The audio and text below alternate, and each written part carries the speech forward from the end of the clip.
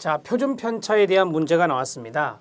표준 편차에 관한 설명으로 옳지 않은 것은입니다. 자, 별량의 제곱근이다 라고 했는데요. 우리가 이 별량을 분산이라고도 하거든요. 분산이라는 개념으로 쓰기도 합니다. 그러면 제곱근은 루트로 표시하는 거 아시죠? 자, 분산의 숫자가 너무 크기 때문에 거기에 제곱근을 씌우면, 루트를 씌우면 표준 편차다 이렇게 정리할 수 있습니다. 자, 분산이 자료의 흩어짐의 정도 아닙니까? 검사 점수들의 흩어짐의 정도를 보는 게 분산인데요. 분산이 크면 클수록 편차도 커지는 겁니다. 이 분산의 루트를 쓰였기 때문에 표준 편차의 숫자는 더 줄어들겠죠. 네, 1번 지문 맞습니다. 별량의 제곱근이고요. 분포의 대표값 중에 하나다. 이 대표값이 나왔는데요. 자, 대표값이라고 하는데 이 대표값은 세 가지죠. 평균이라고 하는 거, 정규 분포 생각해 주세요. 그 다음에 중위수라고 하는 것이 있고요. 그 다음에 마지막에 최빈치가 있습니다. 이렇게 해서 세 가지를 우리가 대표값이라 하죠. 표준 편차는 들어가지 않습니다. 2번 지문 탈락. 극단적인 점수에 영향을 받는다라고 했는데요.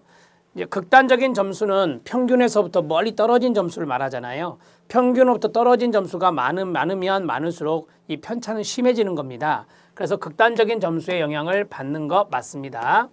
점수 분포의 변산성을 우리가 변산도라는 거 아시죠? 흩어짐의 정도를 말하는 거예요. 변산성을 흩어짐의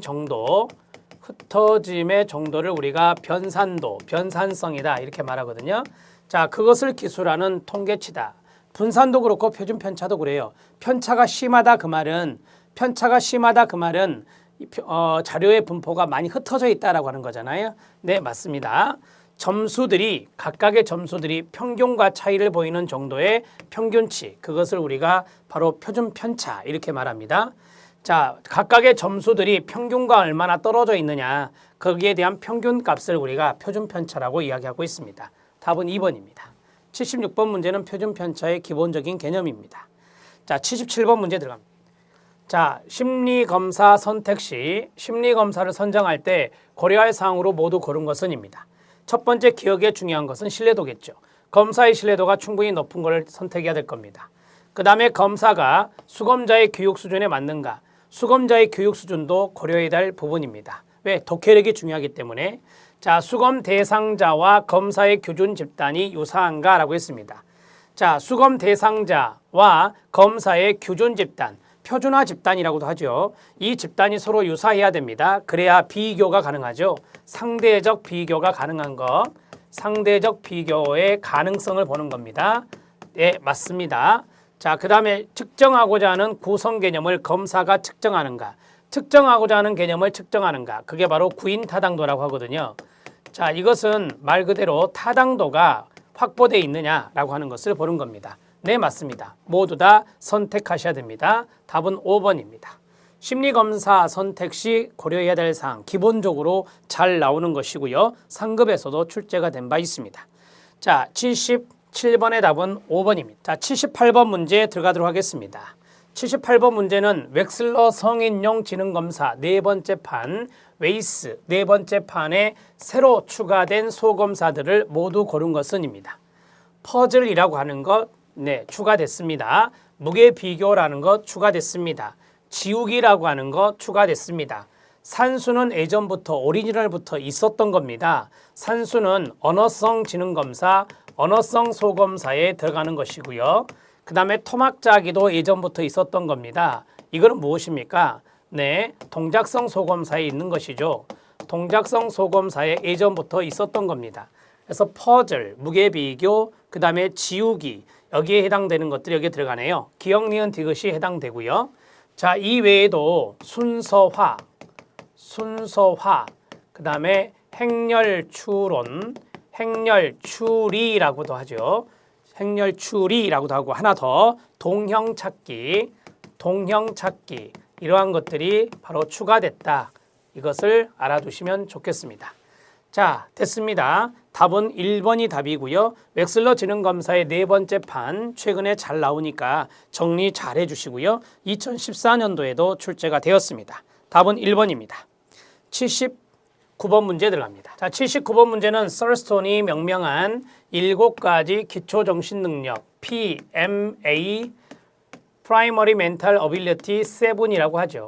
자, 이것이 아닌 것은 이라고 했습니다. 썰스톤의 지능 검사 중에 있는 것인데요. 기억력, 어휘 유창성, 기억력, 어휘 유창성, 언어 이해력, 추상적 사고는 없어요. 추리력은 있습니다. 추리력은 있지만 추상적 사고 능력은 없고 공간 능력 이렇게 됩니다. 답은 4번이 된다. 이렇게 정리할 수 있고요. 자, PMA7의 암기하는 방법 제가 조금 소개하겠습니다. 한번 써보세요. 어기언지 두 글자씩이요. 그 다음에 공수추리입니다. 공수추리, 어기언지 공수추리, 어기언지 공수추리, 썰스톤 이렇게 외우시는 게 도움이 될 겁니다. 자, 그러면 어는 어휘가 되고 기는 기억력이 됩니다. 어는 언어력이라고 해도 돼요. 그 다음에 지는 지각력이라고 합니다. 지는 지각 능력을 말하고요. 그 다음에 이거 공간 능력입니다. 5번에 있는 거죠. 자, 수가 여기 없죠. 수리력입니다. 수는 수리력, 그 다음에 추리력 마지막에 들어갔죠. 모두 7개입니다. 해보세요. 시작. 어휘, 기억, 언어, 지각, 공간, 수리, 추리 이렇게 해서 PMA7을 정리하면 됩니다. 어기, 언지, 공수, 추리 해보세요. 시작. 어기, 언지, 공수, 추리. 자, 79번 썰스톤의 문제 풀었습니다. 답은 4번입니다. 자, 80번 문제 들어갑니다. 자, 80번 문제는 심리평가 과정에서 임상적 판단의 정확성의 동그라미, 정확성을 높이는 방안과 가장 거리가 먼 것은 이라고 했습니다. 자, 임상적인 판단을 심리평가 과정에서 해야 되는데 정확성을 높이기 위한 방안입니다. 자, 1번 반음 효과를 임상적 판단의 기초로 삼는다. 이 반음 효과라고 하는 이것은 우리가 포로 효과라고도 하는데요. 반음 효과는 포로 효과라고도 하는데 이것은 좀 쉽게 말하면 개인적 평가, 주관적 평가라고 합니다. 개인적 평가와 주관적 평가라고 합니다. 여러분 이거를 반음 효과라고 놔두시고 개인적, 주관적 평가를 임상적 판단의 기초로 삼는다 이렇게 한번 해주세요. 좋을까요? 아니죠. 정확성을 높이기 위해서는 객관적인 평가가 중요하잖아요. 정확성을 높이기 위해서는 객관적 평가를 기초로 해야 됩니다. 자, 이렇게 정리하셔도 됩니다.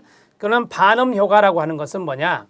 자, 반음 효과는 지금 당신이 예를 들어서 지금 당신에게 단점이 있습니다. 근데 그 단점이 있는데 그걸 극복할 수 있다라고 이야기한다면 자, 만약에 어떤 것을 평가를 할 때 아주 모호한 평가, 일반적인 평가 이러한 것들을 특정 개인에게 한다면 이것을 우리가 반음 효과라고 합니다.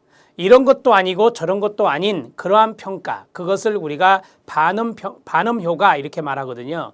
따라서 이것은 극히 개인적이고 주관적인 요소가 있는 것입니다. 일반적이고 애매모호한 평가라고 생각하시면 됩니다. 일반적이면서 모호한 평가,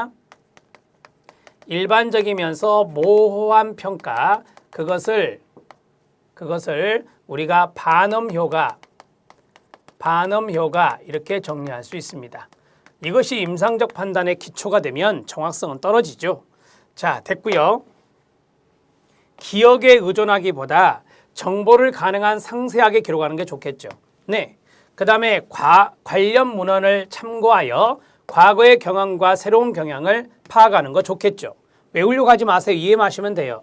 평가자는 자신의 판단이 얼마나 정확한지에 대해서 피드백을 받으면 좋겠죠.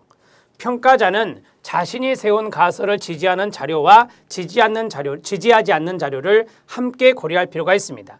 자신이 세우는 가설이 있는데 그걸 지지하는 자료가 있을 것이고 지지하지 않는 자료가 있을 건데 그걸 함께 고려하면 정확성을 높일 수 있을 겁니다.